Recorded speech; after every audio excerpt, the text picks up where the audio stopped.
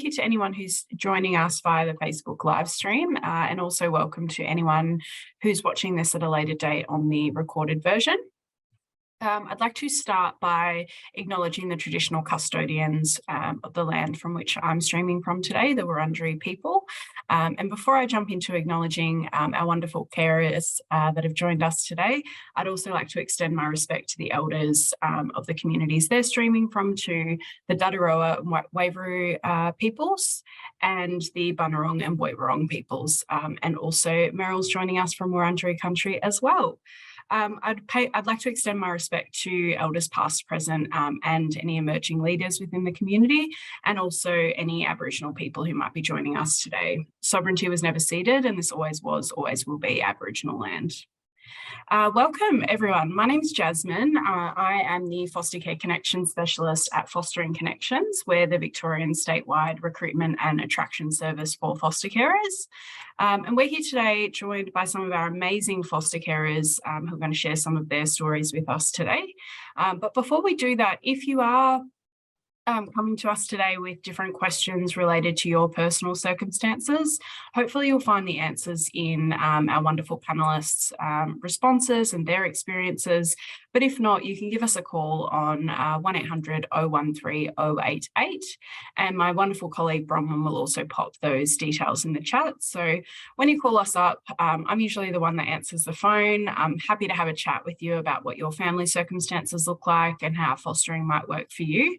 And, then I can pop you in touch with a foster care agency in your area, or if you're just at the information gathering stage, that's totally fine too. We're here to answer any questions you might have. So today we have a wonderful opportunity to speak to some of our Victorian foster carers from different parts of Victoria, some metro, one regional. So hopefully you'll get an idea of some of the different experiences that our carers have across the state. So I'm going to jump in and introduce or have our wonderful carers introduce themselves. So we've got Jenna, Meryl and Dom joining us today. And Jenna, if you can kick off, tell us a little bit about yourself and we'll get started. Great. Thanks so much, Jasmine. And hi, everyone. Really excited to have you here for this important conversation. My name is Jenna. I live in the southeastern suburbs of Melbourne. So I'm on Bunurong, Bunurong land, and I too would like to pay my respects to elders past and present. I've been a foster carer for the last 5 years. I work in Aboriginal health, and I'm also a local councillor for the City of Kingston. Thanks so much, Jasmine. Fabulous. Thanks for joining us, Jenna. Meryl? Hi, again, welcome to everyone. I have been a carer for over 18 years now. My husband and I started fostering when our youngest child was in primary school. We have 4 children, and yeah, we love being foster carers. Fabulous. Thanks, Meryl. A real veteran foster carer. We love to see it. And Dom? Thanks, Jazz, and hi, everyone. Yeah, I'm coming from Wodonga, Albury Wodonga, which is the lands of the Dadaroa and Waveroo people. So I would also like to extend my respect to the leaders in the community. I've been fostering for a little over 10 years. I had to think about that just before. And I've got a background in education and social work. Yeah, and I think the rest will come out with the questions. Amazing. Hard to believe it's been 10 years, but yeah. That's awesome. Yeah. So we are going to jump in and get each of our foster carers to share a little bit about their fostering journeys so far. And Dom, since you've launched off there, we might start with you, if that's okay. Sure. Yeah, so I was, just over 10 years ago, I was working in a local agency, and our local foster care agency visited our workplace to talk about foster care and to be able to promote foster care through our agency as well. And whilst they were there, I thought they were talking about respite care and how relatively easy it can be to do, and the real need for it. So I thought, actually, I've got a spare room. It's probably something I can do on weekends. So I put my hand up and said, yeah, let's give it a go. And then since then, it's sort of changed a little bit. So it started in respite, and then I've moved into longer term therapeutic care. Fabulous. Thanks, Dom. Meryl, if you can tell us a little bit about your journey towards becoming a foster carer and what sort of led you to that decision. Yeah, my parents used to be foster carers back when there were a lot of pre-adopt babies. So we would get a baby, it would stay for 3 months, get adopted, we'd get another pre-adopt baby, and it would just, yes, a lot more than what there are now, obviously. So it was something that we grew up with, getting picked up from school and there'd be a new baby in the back of the car. And it was something that my husband and I always thought that we would like to be doing as well. So I went on to become a mothercraft nurse. We had our 4 children, one of whom had health issues, but we decided that we would like to be able to share our home with other children and give them the same family experience and be able to share what our children were getting with other children who, hadn't had that same experience. Amazing. What a fabulous motivation, and great to see that it's lasted throughout all of those stages of your children's lives as well. Yeah. Jenna, if you can tell us a little bit about your fostering journey so far. Thanks so much, Jasmine. Look, I've been volunteering with kids since I was about 16. I started doing volunteer work with kids with disabilities and then went on to become a tutor to South Sudanese homework program in Dandenong.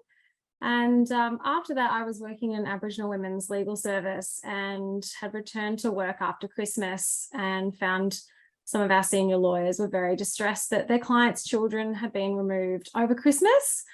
And I really felt very strongly that that was a really disappointing outcome for those families, and was very strongly committed to trying to work towards making sure that Aboriginal children remain in families. So I thought, look, I've got a lot of experience working with kids. Maybe I can start to extend that from day programs to overnight care and weekend care.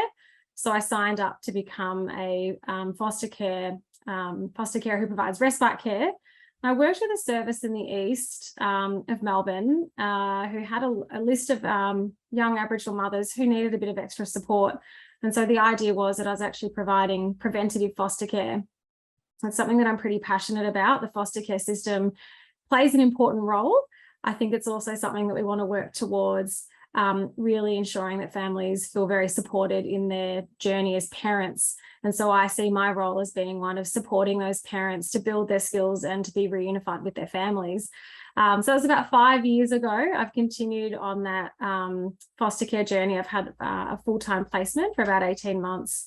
And currently I'm just providing respite care on the weekends, just because my work commitments mean that it's a bit tricky to have a full-time placement at the moment. I think it's really just so important that as a foster carer, that's the role that I can provide for those families. Absolutely. Thanks, Jenna.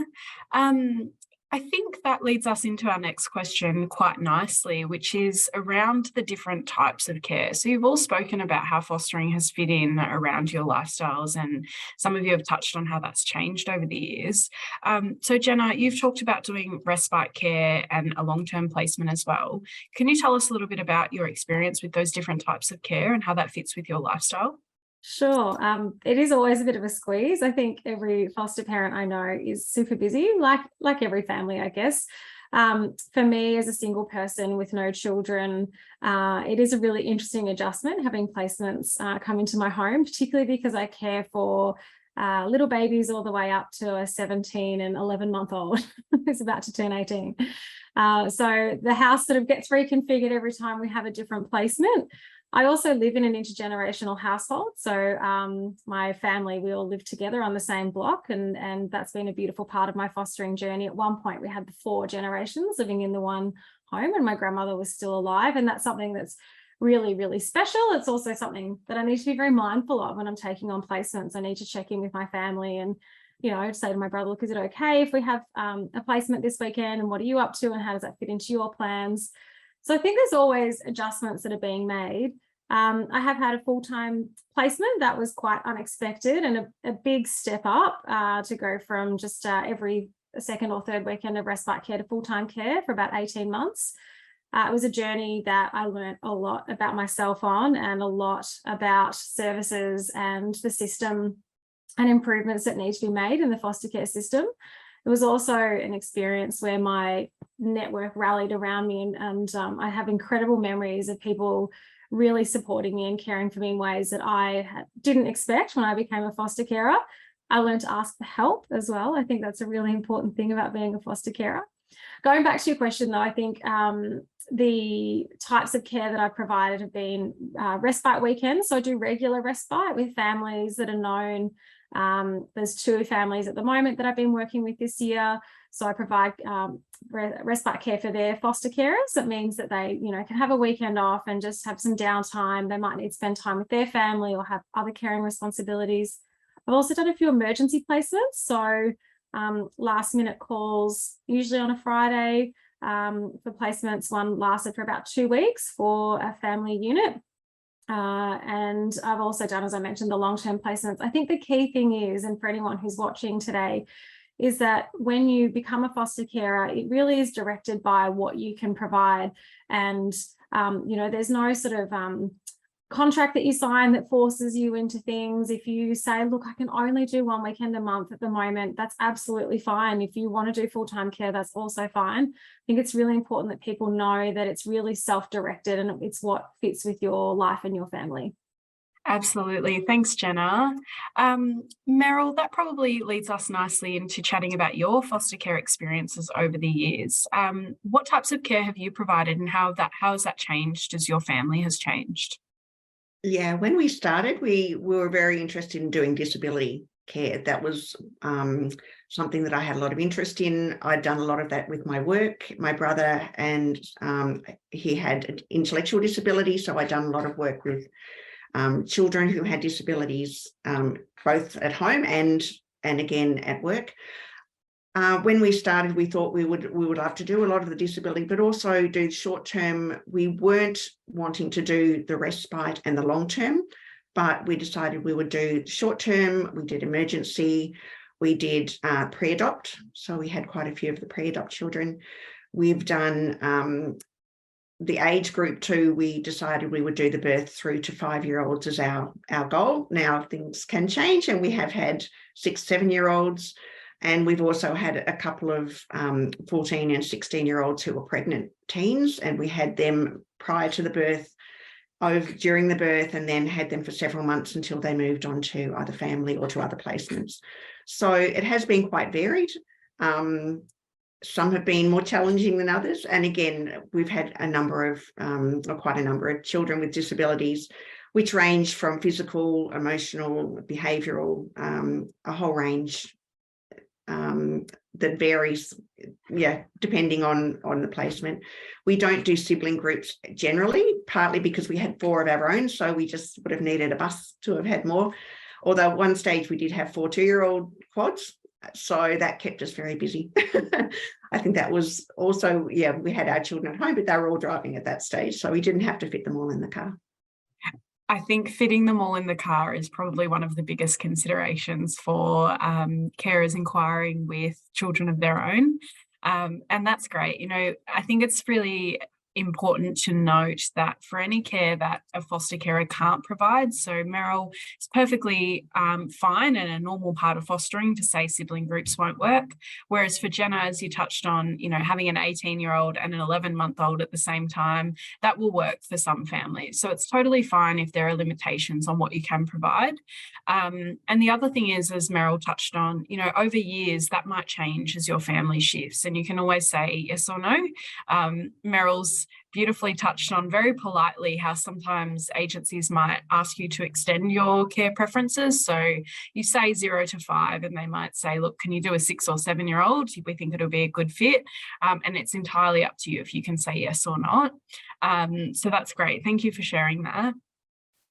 Dom, your experience was quite interesting from what I know. Being a young person, and still are, but 10 years ago for absolute sure, you started with respite just on the weekends, and that's changed over time? Yes. So I told the agency that I'd be comfortable with sort of young people 12 and up, because that was my experience as a teacher. I sort of knew that age group well. I was single and working full time, so the respite care worked really well for me. I could easily spend a weekend every month or fortnight spending time with young people, and it was really I really look back on that as a really fond experience, because you're basically taking them for a weekend, you're giving them some really fun experiences, and then sending them back. But importantly, you're also excuse me, also giving other foster carers a really well-earned break as well. So it's a really important part of the care system. So yeah, and I was kind of at the time happy to continue doing that, because I knew that it was supporting the broader foster care system, as well as, it was fun. But then I remember the agency asked me if I would take on a younger person, so younger than 12, and potentially for a week.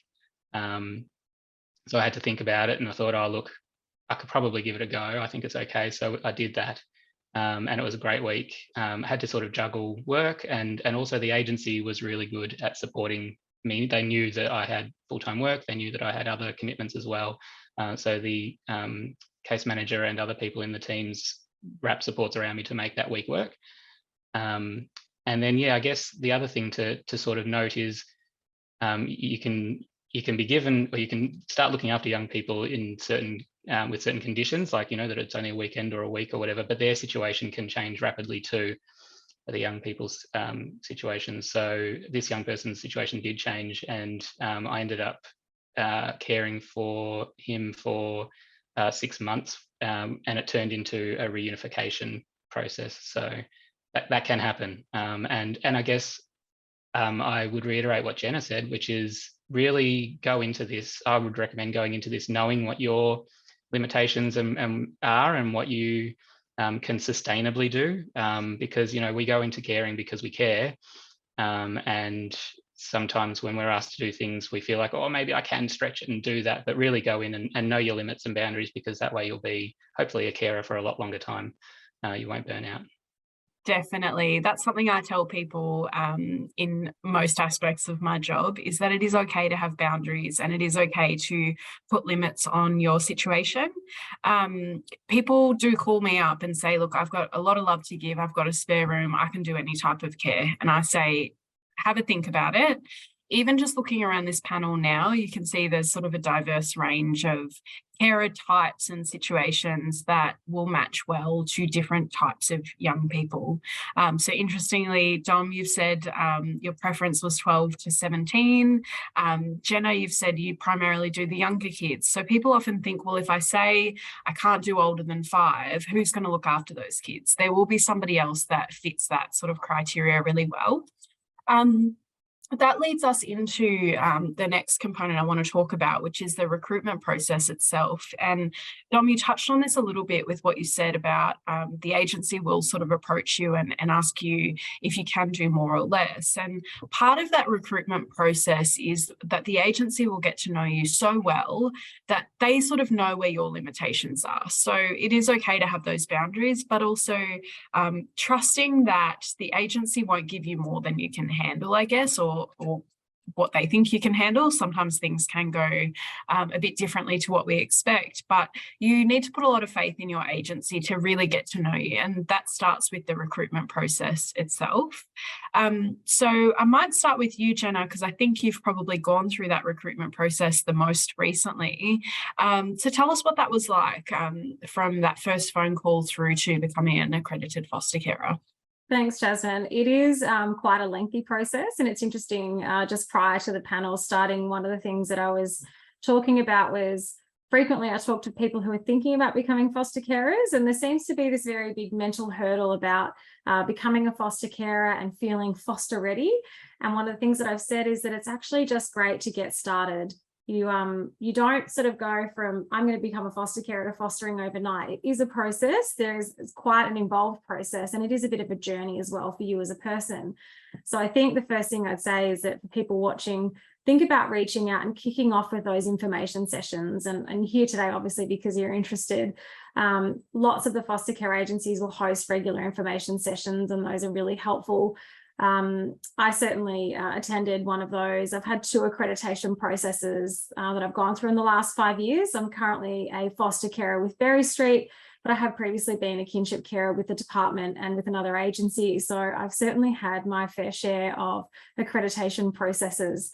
The first time I went through, it took over a year. It was quite a delayed process. There was, I think, that a tricky process in terms of resourcing of the agency that I was working with and some changes to the panel. My recent experience with Berry Street has been a really positive one. I felt very supported. There's been a range of things that happen. So probably a really important one for people to know about is the interview process. That's about 10 hours of interviewing. The first time I went through it, I felt that was quite intimidating, but by the second time with Berry Street, and feeling quite supported to do that in a really trauma-informed way. I think that was a really positive process. The interview process was done over about 3 different sessions. So I got to really know the people that I was working with at Berry Street, and they got to know much more about me and my journey and my experience as a child growing up, what my parenting styles might be based upon my experiences as a child. I think the other key thing is the training. So I did Nakara's journey, which was a really important component of building my cultural safety skills. And I really encourage people to continue thinking about your journey. Even if you're not caring for Aboriginal children, there are other children coming into care, and culture is such an integral and vital part of your identity. So I think training, particularly around Aboriginal cultural safety skills, is very important. There are other things involved in the accreditation process, like going to panels. So that's really important to know that your foster care application will go to a panel to be reviewed, and things like the age group that you're providing for will be reviewed. I've gone back to panel a couple of times in both instances with both agencies I've been working for to extend the age range, as we just spoke about. So I'm now caring for babies all the way through to 18-year-olds. That was a bit of a change, and I've really loved working with older kids. Actually, it's a lot like mentoring and some of the other work that I've done. So I hope that provides a bit of an overview of my experience of the accreditation journey. Definitely it does. Thank you. Dom, what was your experience of going through that assessment process? Yeah, it's not as recent as Jenna's, so I really have to sort of think about it. But much the same as Jenna's, I think it's really important to know that when you start the process, it's the beginning of sort of building relationships with the agency. So they get to know you really well, you get to know them really well, and it's not all at once. It's spread over a long period of time so that you can comfortably do it. I remember it being really thorough in terms of that sort of those 3 sessions of interviews, which at the time was a bit, a little bit confronting or even maybe intimidating, but by the end of it, I was held beautifully through it. And by the end of it, it felt like a really good process that helped me reflect on the kind of carer that I want to be and will be able to be. And it also helped them really deeply understand who I am, so that they could better match young people. And I guess it also helps because when you start this process of becoming a carer, you don't know everything about foster care. You've got no idea what might happen. So you're sort of going in thinking I can do this and I could provide care, but you're not sure about what might happen. But you learn a lot as you go, and it begins from that the time that you engage and go through the process. So I think I found it really valuable to do, and I was supported really well through it. Fantastic to hear. Now, Meryl, I'm not going to ask you about what the accreditation format was for you, because it has been almost 2 decades. But what I am interested to know from you is how your children were involved in that process. Did they have a say in your fostering accreditation, and how did you include them in that journey? Yeah, certainly our children were a big part of, have been a big part of our fostering all the way through. Again, when we started, our youngest was in grade 5 and our oldest was in year 9. So they were older. I know a lot of people, it varies. You can either, some people like to have the children the same age as their own children. Some like to have them older. In our case, we decided we wanted to have children younger than our youngest, so that they were always the big brother and sister. And that was just, for us, that suited our family. And that was one of the criteria that we said. I think it's important to know that for us, I think it's been really positive. For our children, it's just been a real eye-opener, I guess. You know, they always just assumed that there was enough to eat, that you had a safe place to go home to. And for them, I think it's given them a lot broader worldview, if you like. They're more empathetic, they're more understanding, they're more compassionate. They've all gone into careers in community service. So for them, you know, when we were getting a child, at times it wasn't a matter of being able to ask them. It might have been a 2 o'clock in the morning phone call, and we weren't going to wake them up and say, oh, by the way, you know, is it okay? As they got older, obviously it was something that as a family, you know, there were times when the children didn't cope well with one or two of the children who had quite extreme behaviours. And again, it's really important to know that that's supported too by the agency. You know, they want to know that your family is functioning. It's not going to work if your family falls apart, if your relationship falls apart. So it's important right from the start that you do set those boundaries, that you say, you know, yes, I think I can manage this at the moment. And if it's not going to work, then you need to be open with the agency as well and say, I need some respite, or I need some extra support, or, you know, I've got something happening in my life that, yeah, you just need to be very open and honest, and that's the support you'll get from your agency. Definitely. I want to talk more about the support that agencies provide in a moment. But for anyone listening and wondering about that assessment process in its sort of entirety, as Jenna touched on, it can take up to about a year. We usually say to allow 6 months, but everyone's circumstances are different. And anyone coming into this process might be surprised to learn that. You know, we have very strict policies and procedures that we go through, but oftentimes people forget that we're talking about families, we're talking about children, and the real world doesn't function in a step-by-step process. But to that note, the assessment process that we use in Victoria is called a step-by-step foster care assessment. And the idea is that from that first phone call, it really is designed to be providing you with information and getting you set up and exchanging information from the get-go. And I liken it very much to if you were to have a child of your own, you wouldn't just wake up one day and have a newborn in your care and have to figure it all out. You have, you know, about 9 months to sort of prepare for that change in your lifestyle and think about what type of parent you'll be or caregiver you'll be. And that's an expected part of our community, our society. That's how we function. So similar to that, people often will call and say, whoa, that's a long time. I didn't think it would take that long. Take the time to go through it. And as Dom and Jenna have mentioned, it's really in depth. We get to know you so well. People have told me as an assessor, I've done that role many times, and people will say, you know more about me than my friends and family do. Or they'll say, you know, I wasn't expecting for you to open up, you know, my whole childhood and for that to be a part of the foster care assessment. And it can feel weird. Like, I'll be honest, as an assessor, I feel a bit weird digging into all of those corners of your life. But it's not a pass-fail test. I mean, obviously there are strict eligibility criteria, but it's around looking at what placements will work for you. So it's around looking at your temperament, your parenting style, how you respond to stress, anything that might be potentially triggered for you as a foster carer, because as Meryl spoke about, we do want to make sure that your family is safe as well, your children, your relationship. It serves nobody any good for us to just place a traumatized child with you and say, go on and deal with it. So from that very first phone call, as Dom said, you'll feel very held by your agency, or you certainly should. As you go through that assessment process, you'll feel very supported by a foster care worker.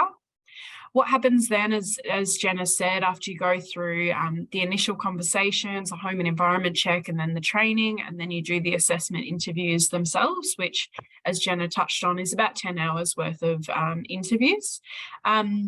It goes to a panel. They will register you as a foster carer. For some people, you'll be registered for just straight 0 to 18. For others, as Jenna said, you might have a stricter time period or age range, and then that can go back to panel and be re-registered.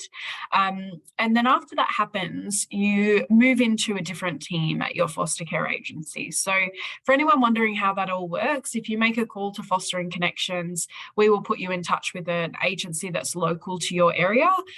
They look after local kids within your local community.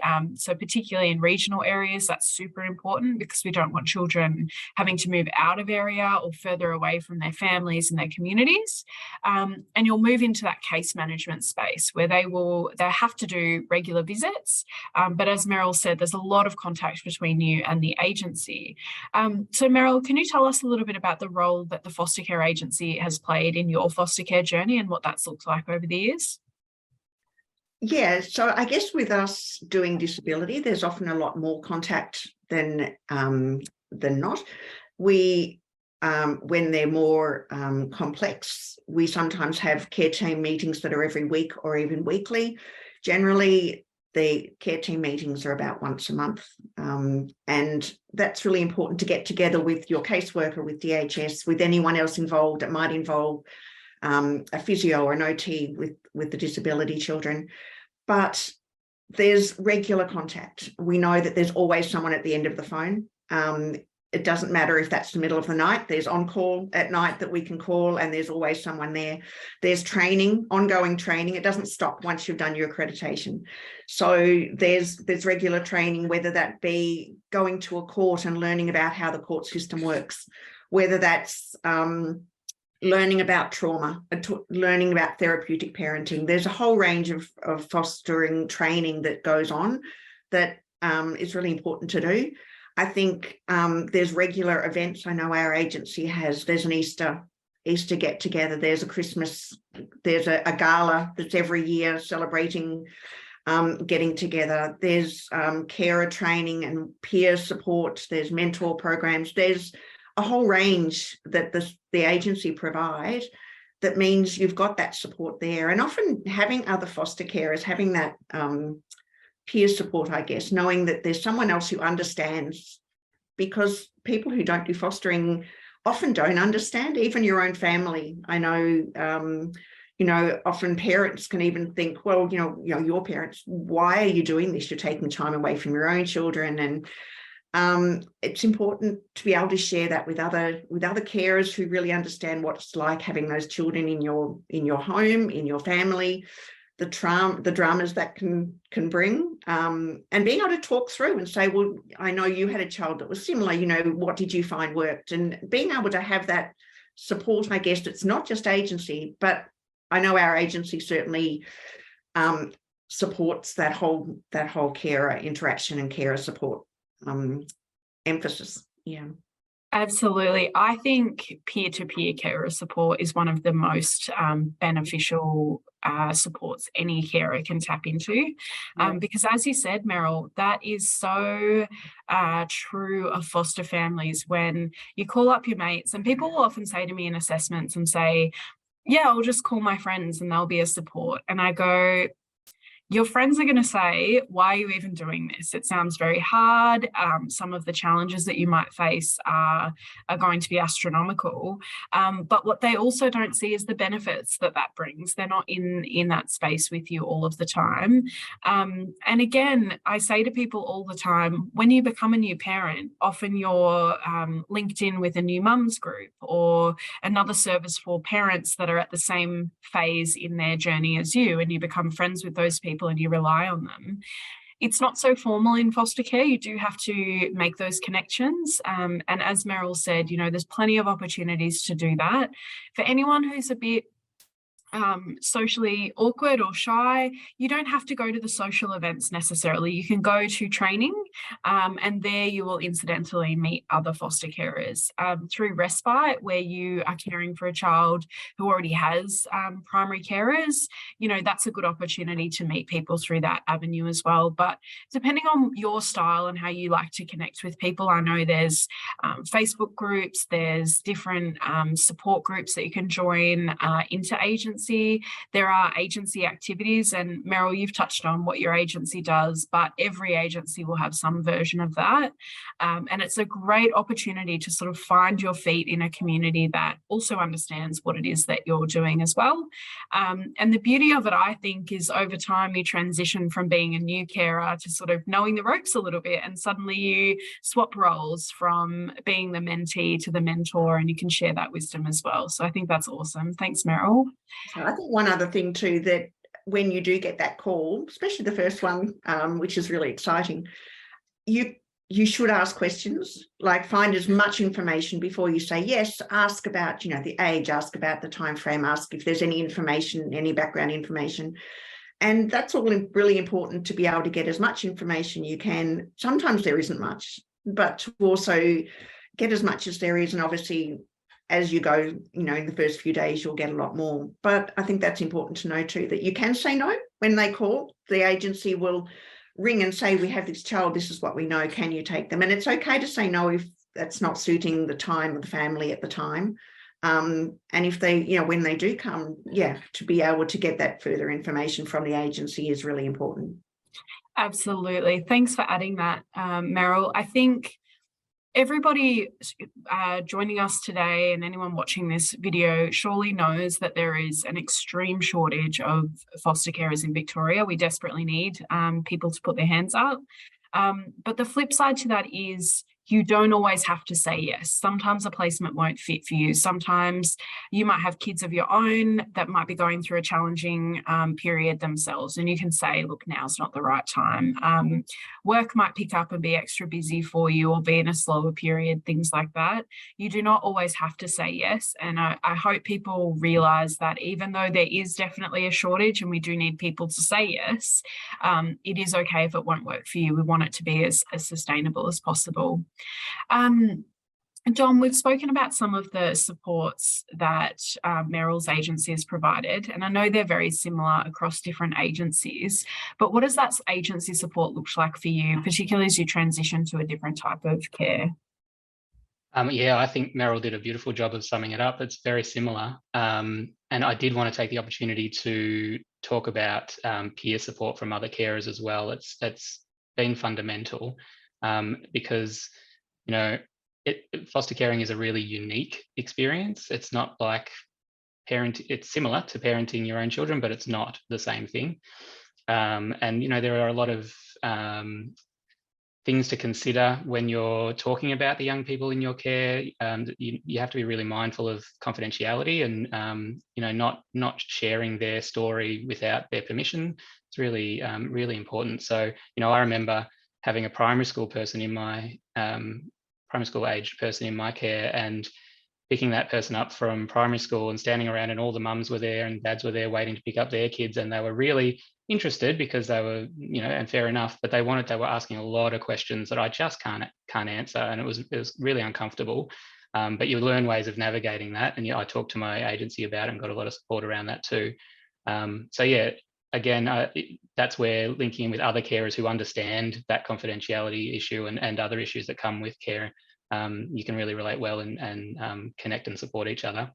But in terms of the agency care that was provided and support that was provided, I think, again, Meryl's said most of it, but I would add also that outside of the care team meetings, which can be as regular as they need to be, often monthly, but can be more if needed, my different case managers I've had have made a point of having coffee catch-ups either weekly or fortnightly, just for me, without the young person present.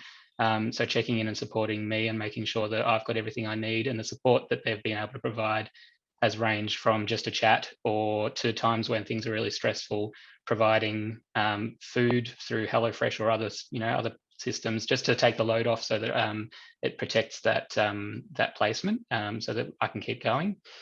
Because in wobbly times, when the young people are a bit wobbly, as I call it, you need to be more present. You need to be more supportive, and that takes your energy, and it can take it away from other things in your world. So that's where the agency has stepped in and provided practical and emotional support really well.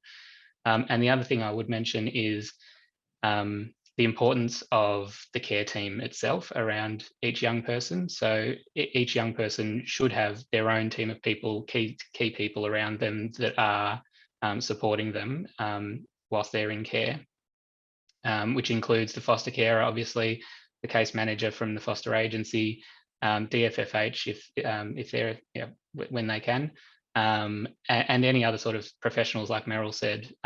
So one of my placements has been a therapeutic placement, which has been in a partnership with the Australian Childhood Foundation. So we've had a therapeutic specialist working with us whilst that young person's in my care, and that has been phenomenal as well. So they've provided a lot of training and support around therapeutic approaches to care. So I guess my takeaway message around care teams is the more inclusive you can help to make it, and the more open and honest and robust you can make it, the better for the young person. So get your school on board, make sure they feel comfortable participating in the care team and valued, as well as all the other professionals, and you get much better support and better benefits for the young person. Absolutely. You've touched on a number of super important points there that I just want to reiterate. The first is around privacy and confidentiality being one of the key differences between parenting your own child and caring for a child who's not your own. We've spoken about this before, Dom, about the importance of protecting children's stories, not only just for their confidentiality, but for ownership over their own stories as well, and around consent in terms of how much that child really wants the community to know. Some of our kids will be absolutely fine for anyone and everyone to know that they're in care, and others don't want that extra label or burden on them as well. And that is an interesting nuance of fostering, because it puts you in the position of having to define what your relationship is when people ask. I love that example about the school pickup, because for anyone who goes through this assessment journey, that is actually one of the case studies we provide, is what happens when the mums at the school pick up and drop off, not to gender stereotype, but often mums ask questions, and what can you share and what can't you share? So it's not as though you have to figure out all of those things yourself, but you will be prepared for that. But it is an interesting nuance, and I've heard different carers explain that relationship differently over the years as well. You also touched on the supports provided to carers themselves. Some people are often surprised by that as well, that a lot of the support in fostering is for you as the carer, as well as the child individually as well. But people will often ask me, the first question will be, what sort of psychological or therapeutic help do these kids get? And oftentimes the answer is a strong and positive attachment to their caregiver is the most healing environment that we can provide. So sometimes they won't have psychological intervention or other adults involved. And a lot of the time that's because, as Dom's mentioned, there's a huge care team around a child. So there's department workers, your agency workers, there's school wellbeing officers, often a number of adults in and out of that child's life. And that's exhausting for me as an adult, having that many professionals in my life. So it's not always helpful to have that extra psychology component. But what Dom's touched on there around therapeutic care. Now, if anyone is looking into fostering for the first time, I dare say, unless you've got pretty significant experience, you won't be doing therapeutic foster care right off the bat. So therapeutic foster care is a bit more intensive. It's more specialist for children and young people who have experienced trauma that has impacted them in much more significant ways, if we can measure that really. And there is additional supports for you as a carer. So I've said, an attachment with a positive attachment with a caregiver is super important. How do you do that? You don't have to figure that out. You've got professionals there to guide you and lead you. And I dare say, Dom, I don't know exactly in this scenario, but I dare say before they placed a therapeutic placement with you long term, that discussion would have been had around what that additional layer looks like. Is that fair? Yeah, it is. And there was additional training and support before it began. The other thing whilst I'm on, I forgot to mention before, is a layer of support around foster carers is the Foster Care Association of Victoria. So that's another agency that sits outside of foster care agencies. It's a peak body, I guess, is it? That looks out for carers. So they've got the carers' best interests at heart.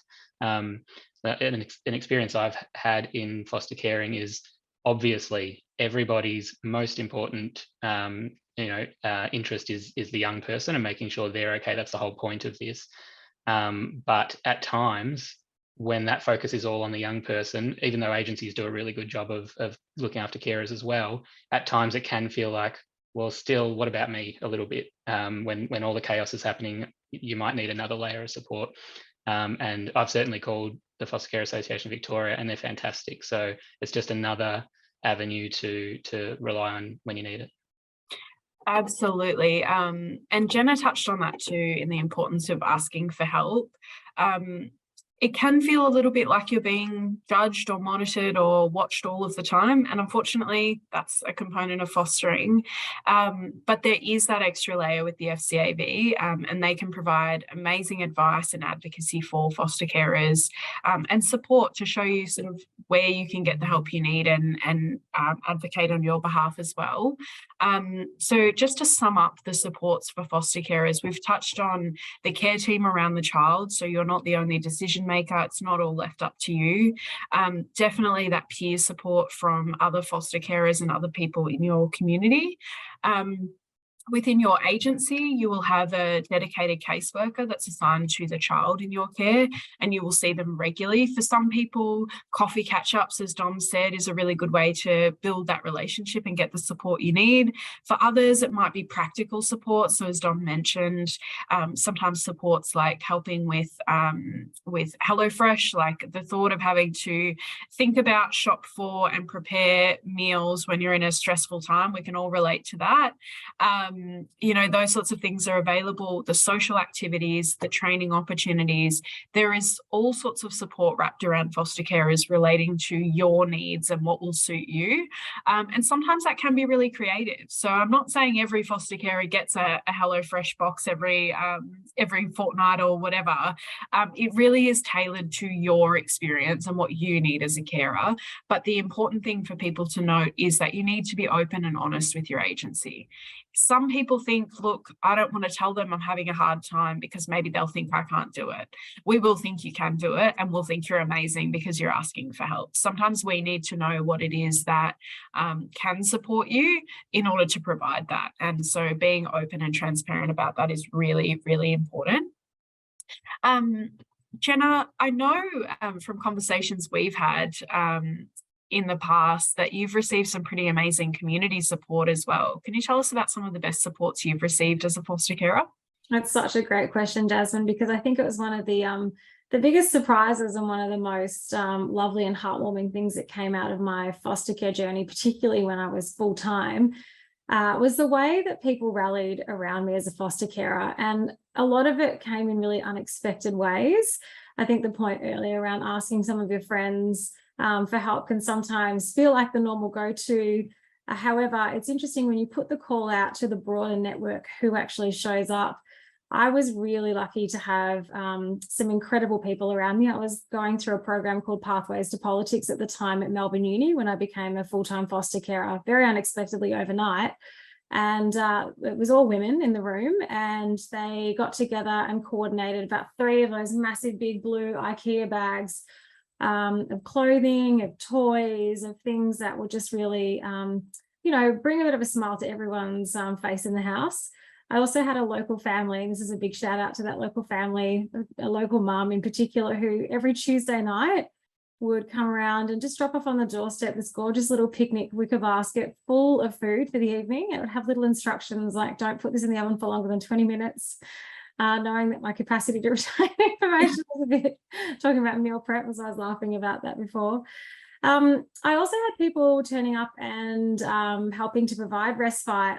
My full-time placement was over the COVID lockdown period, and it was particularly challenging because I, in the 18 months I was providing full-time care, had 2 respite weekends, and one of those was for bereavement. So it was a particularly challenging time. And so having help from other foster carers, some of whom were my colleagues, who said, look, I'm a foster carer, let me know how I can help, and then coordinated when I was a kinship carer with the department, it was DHHS then, to come around and provide care was really, really vital. So I think the thing that I'd say is that don't be afraid to put that message out far and wide. It's really incredible where help will turn up from, and sometimes it's not from the people that you imagine it directly from. Obviously, my family have been super supportive, and my mum and my brother have been incredible supports, not just for the kids, but also for me, because that well-being of the carer is so critical. You know, sometimes I just needed an hour off to go to a yoga class, and that was what got me through the week. So having that support, just to know that I could head down to that yoga class or go for a walk on the beach was also really, really important. I really echo the sentiments around the Foster Care Association in Victoria. They helped me through some pretty challenging times and actually signed me up to this incredible group that was all about learning about therapeutic parenting techniques. What I found really interesting about that is that I now have friends asking me, they say, I see you with kids and what, like, how do you do it? And what are those things that you do? And I can really happily tell them that these are techniques that I learned in the A to Z of therapeutic parenting, or that I learned through the National Association of Therapeutic Parenting, and that, you know, parenting skills are things that we can all build and learn from. I think there's a lot of expectations on people as they become parents. I also want to give a big shout out to Emerge too. It's a family violence service provider, and they provided therapeutic care for some children who were with me. And that was really, really essential. So it's services, it's people, and sometimes it's on Zoom with people overseas. So I think there's a wide range of support. Absolutely. Thanks, Jenna. Meryl, what have been the best supports that you've received as a foster carer over the years? I guess the time we got a huge amount of support was a really difficult time. We had a very highly complex baby that he had like a team of about 35, including DHS, including DFFH, including agency, including Childhood Foundation, physios, specialists. He was extremely complex. He ended up getting very unwell towards the end of last year. We'd had him for 18 months at that stage and had basically decided that he would stay with us. There was nowhere else for him to go. No other families could be found for him. And he went in for surgery, which became life-threatening, and he ended up passing away after about 20 days. So for us as a family, I was in the hospital with him for 20 days in ICU, just knowing that he probably wouldn't survive after the first few days. We were told that.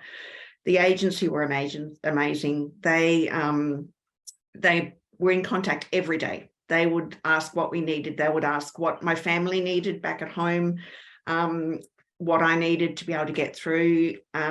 Once he passed, they were supportive in all of the details then. And for the last year since then, they still have been contacting me. It's a different worker to what I've had with other children this year now, but the worker has been in contact. She will ring and do the coffee catch up with us. Again, it's getting close to the time this year, last year. So again, we've had that support, knowing that they're there. If I need to speak to anyone, they've offered counselling, they've offered whatever we need. It's been amazing. The Childhood Foundation were the same. They have come again and done those coffee catch-ups. And so I guess just knowing that support is there, that I know I could call at any time. It's not something that most carers are going to go through. So for us to know that it wasn't just us doing it, it wasn't something I was ever want to go through again, but we just don't know. But knowing that no matter what does happen, there is a team there, and whatever we asked for, we knew that we could get that support. So for us, that was huge. That really enabled us to get through and to keep on fostering, I guess, to know that no matter what happens, even in those really extreme cases, that there are people there that want to be there and to support you. Absolutely. Thank you for sharing that story, Meryl. And I think people will often say, particularly even from that first phone call, I'd love to do it, but I'm scared about saying goodbye, or I'm scared about, some of the complexities around caring for children. What I would say, Meryl, is, from what I know at least, is that you have taken on care for mainly more complex needs children and children with disabilities. And I just want to really highlight that for anyone considering fostering for a baby with very complex health needs, unless you are a nurse and an absolute superstar, that will not be your first placement. It won't be your first experience. And of course, that support is there, and we want our carers to know and feel that. But just know that if you're only at the start of that fostering journey, that's a bit more of a specific type of care. So I wanted to ask you, Meryl, what has that been like? You know, you've cared for a lot of children with disabilities and complex health needs. What has that sort of looked like day to day in your fostering capacity? It can be very time consuming. It can be exhausting, but it's just so rewarding being able to see the difference that you can make. And there are a lot of appointments, and it depends on what type of disabilities, I guess. There's trauma related, needing therapeutic care. There's just strictly physical disabilities. There's ADD and ODD and autism, and so many different varieties of children needing that extra care. Obviously, every child that comes in has gone through, a trauma as far as they've been taken away from their own family.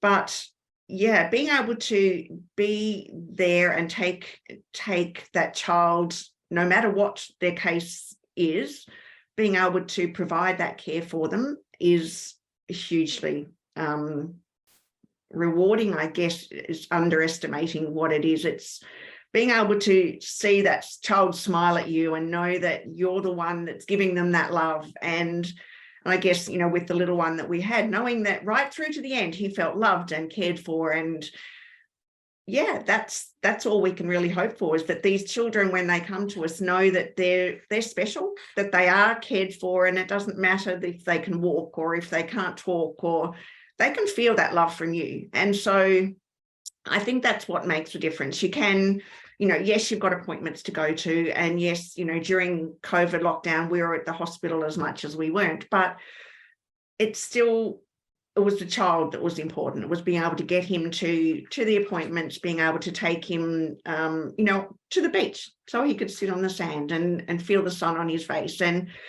I think, yes, there's obviously not usually as complex as that.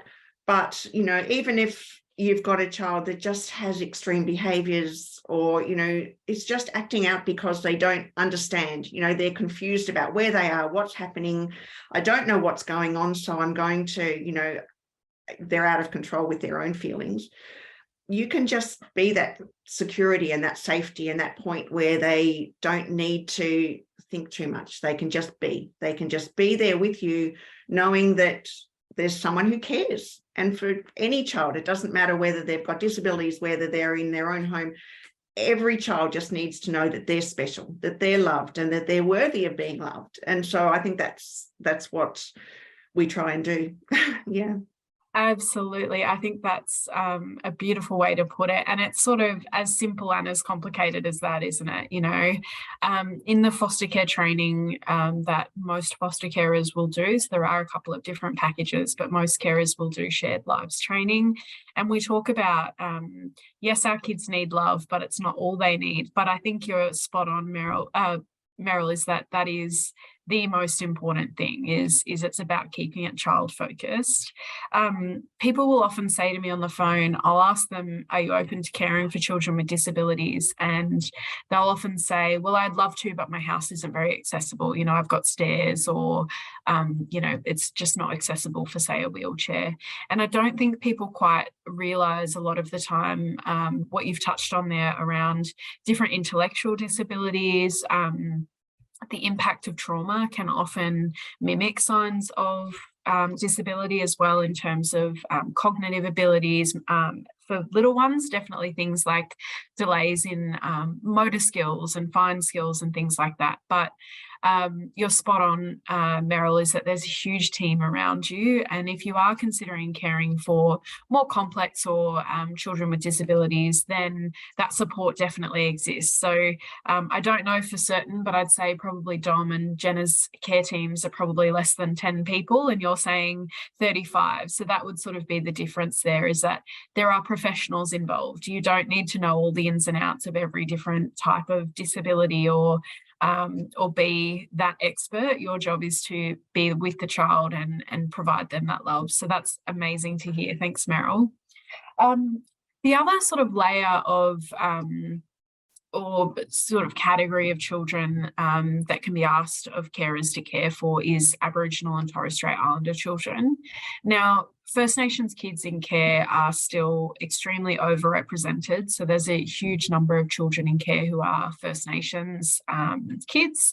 And unfortunately, we don't always have enough First Nations carers to care for those kids. So Jenna, you've cared for First Nations kids before, and you spoke briefly earlier about that cultural safety lens and going on that cultural journey yourself.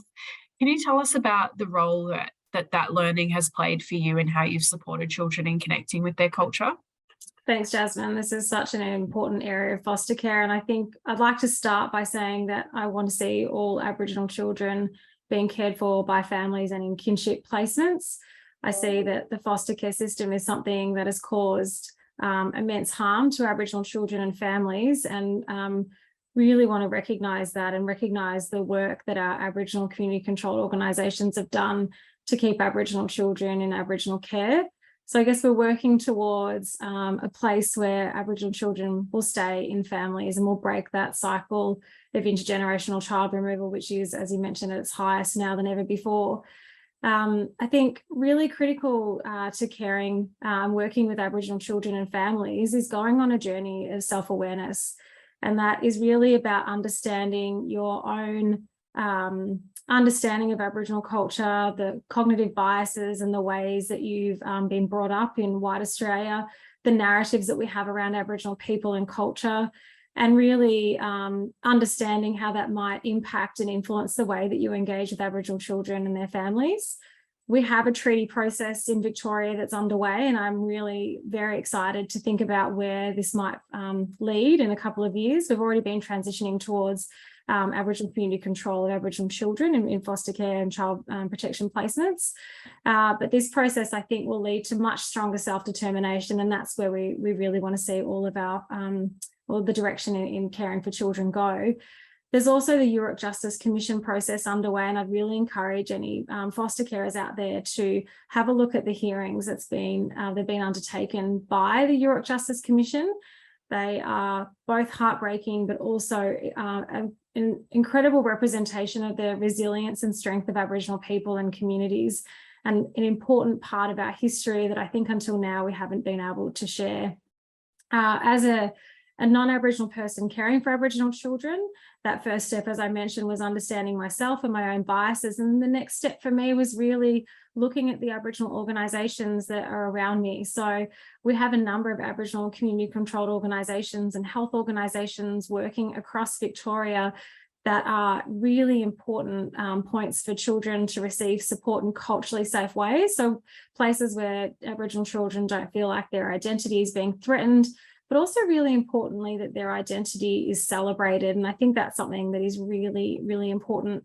I loved connecting the kids that were with me full time into a range of things. We went to the NAIDOC March and they met some elders, one who's passed just recently, and other Aboriginal people, and felt really proud of wearing their Aboriginal t-shirt and their flag.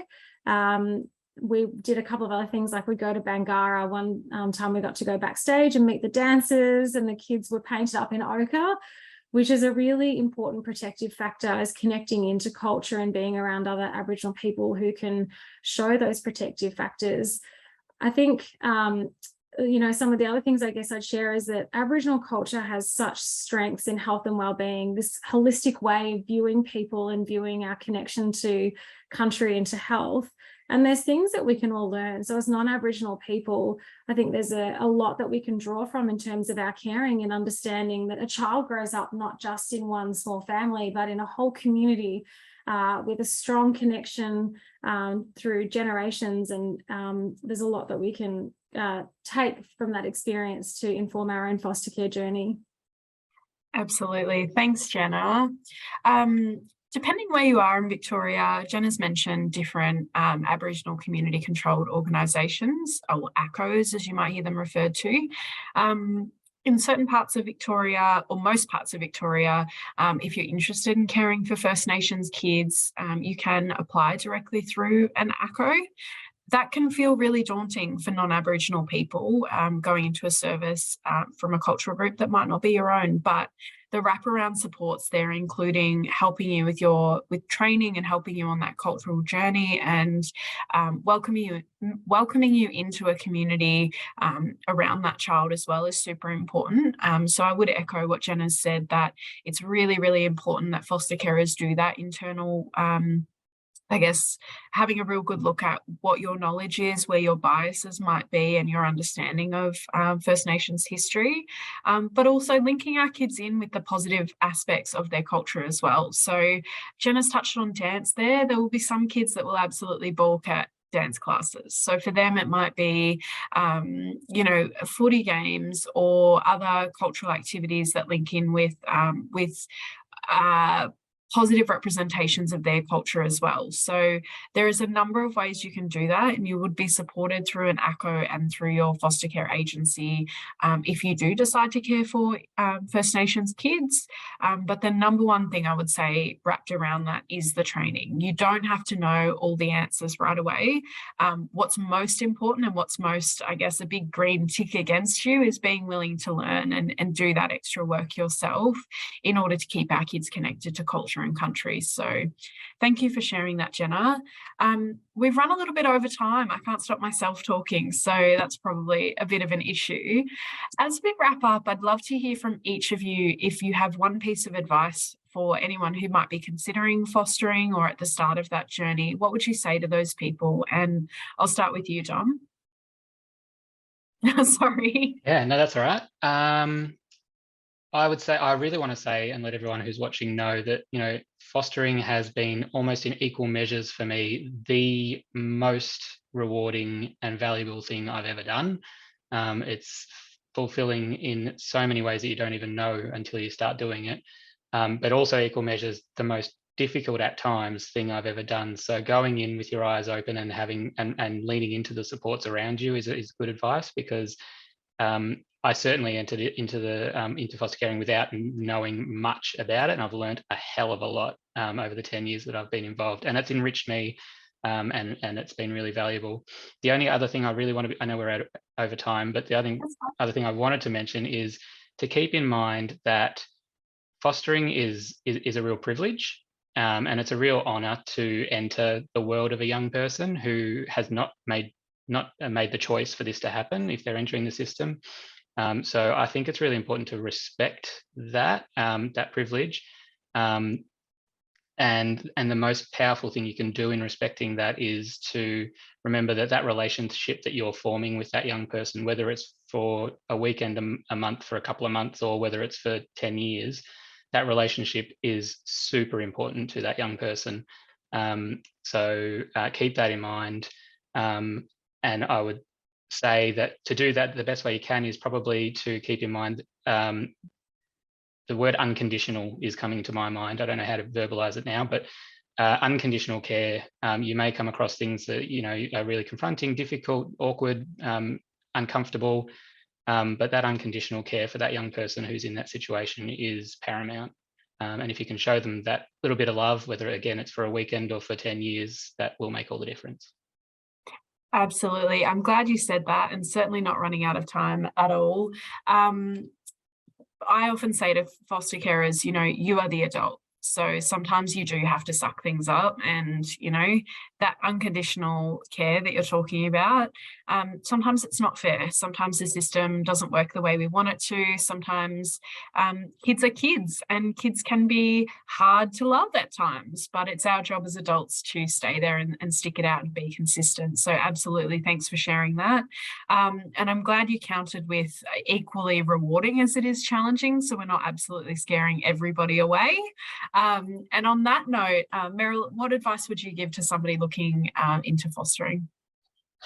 Do it. At least find out the information and talk to your family, talk to other carers would be a really good thing to do, I think. A lot of people come and say, oh, I don't know how you do it. I couldn't do it because I couldn't let them go. But the thing is, if everyone just didn't do it because you were scared of saying goodbye, where do these children go? Like, you can be that difference in their life. And I think, you don't know what difference that is, whether that's 2 days, whether that's 2 weeks, whether it's 2 years, whether it's ongoing. You don't know if somewhere down the line, they will look back and think, there was a time when I felt safe, when I felt cared for, where I had a warm bed and food to eat, and someone who just thought I was worth it. And maybe that's enough for them to think, I want to have that life and I want to live that life. And that can be that change in that generational system that just makes that difference. And I think, again, if everyone just didn't do it because you were too scared to try, then where would these children be? And I think that comes back to the child again. You know, these children deserve to have a life where they feel loved and cared for and can grow up knowing that they're important. And so I think, yeah, go and find out about it. Go and look into it further.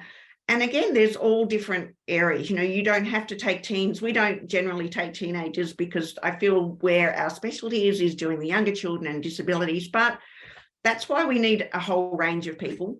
That's why we need people who love working with teenagers, who don't want to change the nappies or get up in the middle of the night. And we need a whole range of different people to come in as foster carers, even if it's respite. Respite can be the difference between a child being able to stay at home and those birth parents being able to cope with the children, as well as being able to provide that respite for carers, the foster carers, who just need that time as well, just to have maybe time with their own children, to be able to give that time there. So whether it's, you know, one weekend every 6 weeks, or whether it's, you know, a permanent care type of situation, there's a need for so many foster carers to come in. So yeah, look into it and go and do the training. Yeah. Definitely. Meryl, I love what you've said there about people saying, I'd love to do it, but it would be hard to let them go. I think if I had $1 for every time I heard that, I would have a beautiful mansion on the beach by now, and I wouldn't even need to be here working. My advice to those people, again, similar to what I said to Dom, is you are the adult. You can deal with letting a child go if that means that that child can have a safe place for however long that is. And I think that's really important, is if that is the thing that is stopping you around how hard it would be to let the child go, just remember that it does make a difference, whether it's one weekend, whether it's a month, whether it's a year or forever. It does make a difference to these kids. And I've had plenty of kids tell me over the years, you know, this carer, it's such a cliche, but they'll say, this carer taught me to use a knife and fork. That carer taught me to kick a footy, and they remember that. They might not remember all the details of why they were in care or what's happened along the years, but they do remember those things. And I think that is so much more powerful than, you know, the time it took you to grieve a placement. And again, I always come back to, we are the adults and we can do hard things if it means that a child doesn't have to. So for every time you let a child go and have to go through that grieving period, that child might have already gone through that themselves half a dozen times, you know, and that's a lot for a kid to deal with, on top of whatever the reason was that they came into care in the first place. Jenna, wrapping up with yourself, what advice would you give to someone considering fostering? Thanks, Jasmine. I really loved hearing both Dom and Meryl's reflections. That were so deeply profound and thoughtful, and just really appreciated hearing those insights. I think I would reflect wholeheartedly the sentiments that you both just shared. And when I think about, I guess, my message today, that would be about a couple of things. The first one is around values, and it really comes down to putting your values into action. And we have a community of children that need support and that deserve that support.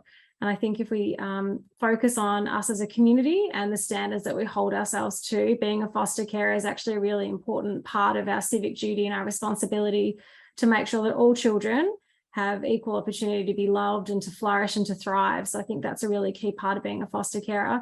I think my initial reflections on becoming a foster carer was that, you know, you could sort of make this immediate change. It isn't always immediate. This is about sometimes planting seeds for the future.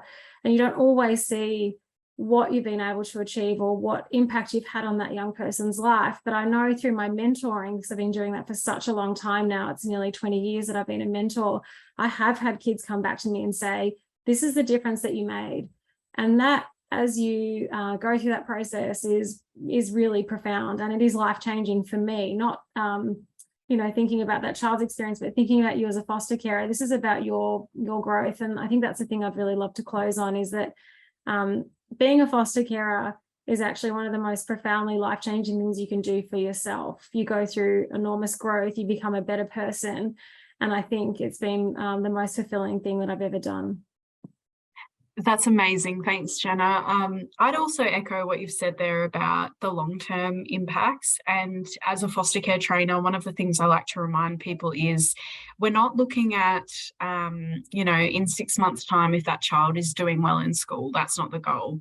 The goal is that the 6-year-old that you might care for today for a few weeks, the goal is that they, as an 18-year-old, can go into the workforce and find a career that works for them, that at 25 they might be able to have a functioning and healthy romantic relationship and children of their own if they want to, that they feel very attached and grounded in their own identity, whether that's being an artistic person, being an intellectual person, a sporty person, all of those things that we take for granted with our own selves. A lot of that comes from a position of safety and security, and if you can provide that and allow a child to grow into their own identity, that will have profound impacts into who they are as an adult and how their relationships function and how they're contributing to the community that they live in as well. So that's super important, Jenna, and thank you for sharing that. On that note, we will close up. I will say thank you to all of our carers for joining us today. You've all been superstars. You've made my job so easy, so thank you. For anyone who has joined us on Facebook, or if you're streaming in later on and you're interested in learning more, give me a call. I'm more than happy to chat foster care. In fact, it's my favourite part of my job. So the number, and Bronwyn will pop it in the chat as well, is 1800 013 088.